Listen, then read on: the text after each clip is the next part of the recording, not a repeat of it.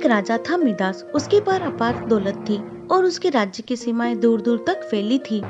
लेकिन मिदास था कि इतने पर भी संतुष्ट न था। उसे और दौलत की चाहत थी। वह यह भी चाहता था कि उसके राज्य की सीमाओं का और विस्तार हो। राजा मिदास की एक सुंदर लड़की थी जिसे वह बेहद प्यार करता था। वह उसकी आंखों का तारा थी। मिदास ने ज्यादा दौलत पाने के लालच में ईश्वर की तपस्या करनी शुरू कर दी। कई दिनों तक भूखा प्यासा रहकर मिदास ईश्वर की भक्ति में लीन रहा। अंततः ईश्वर मिदास के सामने प्रकट हुए और कहा, तुम्हारे पास इस संसार की हर वस्तु है। अब तुम मुझसे क्या मांगना चाहते हो, बताओ। चूंकि मैं तुम्हारी भक्ति से प्रसन्न हूँ, इसलिए तुम्हारी इच्छा अवश्य पूरी करूंगा। लालच में अंधा हो चुका मिदास बोला, मैं अपार दौलत चाहता हूँ। मुझे वरदान दे कि मैं जिस भी चीज को छू दूं वह सोने की हो जाए। एक बार फिर सोच लो, ईश्वर ने कहा। जी हाँ, मैंने भली भांति गंभीरता से सोच लिया है और काफी सोच विचार करके ही आपसे वरदान मांगा है। अब आप मेरी इच्छा पूर्ण करें। राजा मिदास खुशी खुशी बोला, ठीक है, तुम्हारी कामना पूर्ण होगी, कहकर ईश्वर वहां से चले गए। मिदास खुशी से नाचने लगा।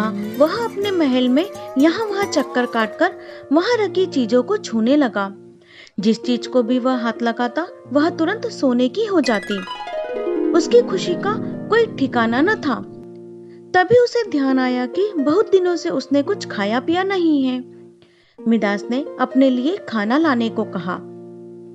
सेवक तुरंत खाना ले आया, लेकिन जैसे ही मिदास ने हाथ लगाया वह सोने में बदल गया। यह देख उसे हैरत हुई और भय भी लगने लगा। तभी उसे याद आया कि क्यों ईश्वर ने फिर सोच लेने की बात कही थी। उसे भूख सता रही थी और वह कुछ भी खा पाने में असमर्थ था। जिसे उसने वरदान समझा था वही अभिशाप सिद्ध हो रहा था।